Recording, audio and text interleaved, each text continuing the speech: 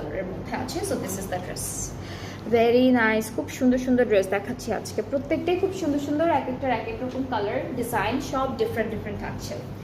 ওকে, so এটা হলো আমাদের কামিজের ফ্রন্ট পার্ট। নেকটায় অনেক সুন্দর করে একটা এমব্রয়ডারি কাজ করা গ্রে কালারের উপরে, অ্যান্ড প্রিন্ট যেটা আমরা পাচ্ছি এটা কিন্তু টাইডাই প্রিন্টের মধ্যে থাকছে। সো আমরা হচ্ছে আমাদের ব্যাক পার্টটা দেখাবো। ব্যাক পার্টটা হলো এটা থাকবে, স্লিভসটা হচ্ছে এই সুন্দরটা হচ্ছে আমাদের স্লিভসের পার্টটা থাকছে, অ্যান্ড আমরা হলো প্যানেল দেখে ফেলবো। এখন বেশ কয়েকটা প্যানেল পাচ্ছি, সেগুলো দেখাবো।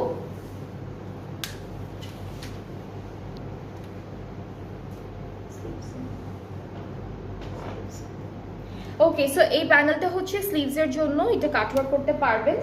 এইটা ফ্রন্ট আর ব্যাক পার্টের দামান পার্টের জন্য থাকছে এই প্যানেলটা।